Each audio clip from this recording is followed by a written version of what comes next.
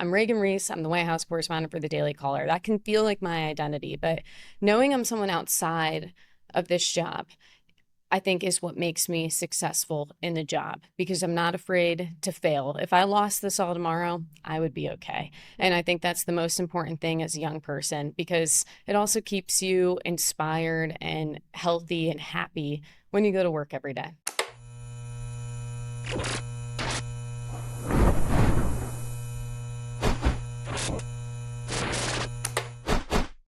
Reagan, thank you so much for joining Gen Z Unplugged. I've had the pleasure of getting to know you over the last couple of months. I think we first met in person at America Fest 2025 and got to meet you and your team with the Daily Caller. Share a little bit about yourself. You're obviously a White House correspondent in one of the most crazy times that we're living in, obviously under the Trump administration. How did you get to where you are today with Daily Caller, being a White House correspondent? Yeah, well, I mean, I went to Hillsdale College, graduated from Hillsdale College in 2022. I always knew I wanted to work at the Daily Caller, strangely enough. I stumbled upon them when I was in college, and I remember calling my dad when I discovered the website, and I was like, Dad, there's this website, the Daily Caller. It's all about loving America, but doing journalism. I want to work there. And I was fortunate enough to get a job there out of college. We have the Daily Caller and the Daily Caller News Foundation. It's a nonprofit, the Daily Caller News Foundation, and it's a training institute for young journalists. So I took a job there as a fellow, and I was covering education. It's a 2-year program. And truthfully, I always say this, and I really mean this honestly. I'm not trying to be humble or anything. I had no idea I was doing a good job. It was so rigorous. It was very hard. Every day was very stressful. And I had heard on the Daily Caller side that the White House correspondent was leaving. And I did think to myself, like, oh, it'd be so cool to have that job. And the next day, the editor-in-chief of the Daily Caller, uh, texted me and said, like, do you have a minute to talk? And he takes me to one of our floors in our office that's abandoned. And he was like, do you want to be my White House correspondent? I was like, this is crazy. And I think I sat there with him for 45 minutes. Like, what does this mean? Because I had just turned a week prior. I had just turned 23. Wow. And so I was young. I was going to be one of the youngest people. I was at the time, the youngest person in the briefing room. Well, what does this mean to cover the White House? Why are you trusting me with that job? And I remember my dad saying to me, you have to do it. Even if you fail, if it goes poorly, at least you can say you tried. So I was scared out of my mind. I had no idea what I was doing. And I took the job, and I've been in the job ever since. It's been 3 years. So I covered a year of Biden, and every year has gotten a little bit easier. And it's, of course, been a blast the last 2 years under the Trump administration because there's been many more opportunities for us and access. And I'm just so thankful. It's been so much fun, and every day is completely different. Well, I think that's the beauty of working within the Trump administration. They're very welcoming to the next generation, and we see a lot of Gen Zers working within the administration and kind of getting their leg in the door with working in journalism and just the political sphere in general, which I think is really exciting because this is the next generation and they're going to be taking over this country. But give us a little bit of a day in the life. What does it look like to be a White House correspondent? I know that, you see the videos online and the little 60-second highlights, but what does it actually look like to be a White House correspondent? What kind of work do you have to do to be prepared for the briefings, and what does that entail?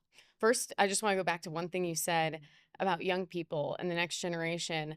One thing I found really encouraging when the Trump administration came into power is I met with Caroline Leavitt, and I played college softball. She played college softball.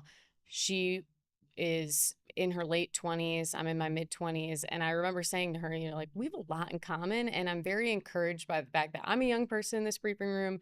You're a young person in your job. And we can kind of, I have to press Caroline and hold Caroline accountable. But there is also just kind of a bond, I think, amongst young people in DC who are kind of doing what people think is impossible. It's not these old people who are with tons of experience who are taking these jobs. And so I found that to also be super encouraging. I really enjoyed that. I remember this conversation we had with her. It was like my first meeting with her, and we talked about that.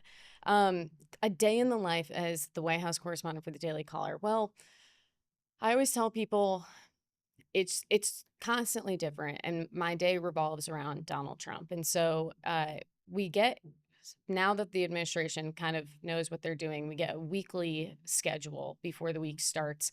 And I can roughly plan my week. You know, there might be a press conference on Tuesday, and so I have to know that on Tuesday I'm going to the White House. But sometimes it's just daily, and I you get the schedule at 10 p.m. at night.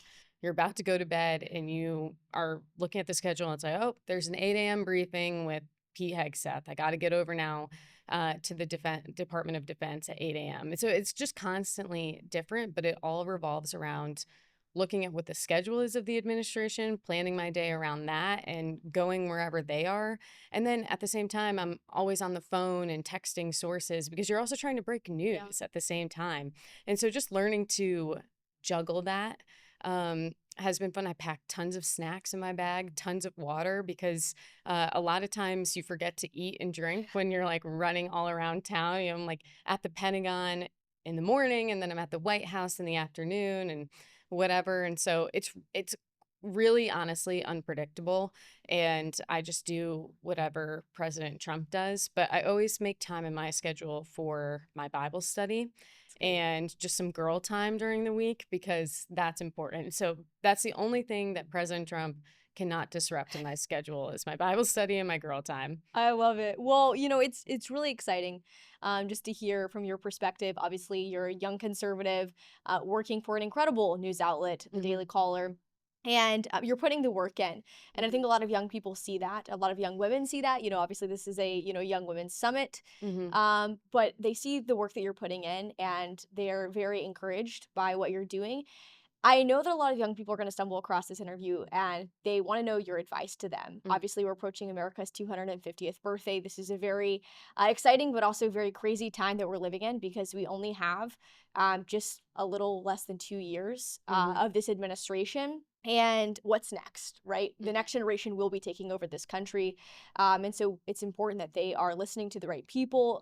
They're educating themselves on the right topics and becoming very knowledgeable about our history and what made this country great in the first place. But what would your message be specifically to young people that want to get involved, they want to fight for their values and ultimately for this republic? Mm.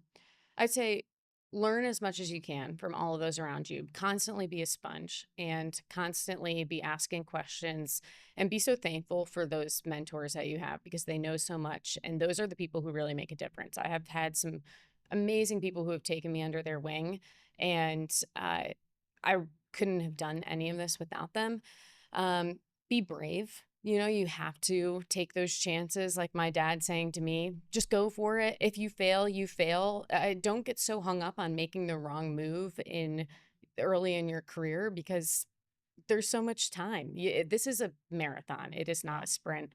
And then the last thing, and I think the most important thing, is that um, this is not your entire life. Politics is not your entire life. You shouldn't worship it in any way. You need to make sure you have an identity outside of this because that's what keeps you grounded. Politics comes and goes. It's really nasty business. That's just the reality of it.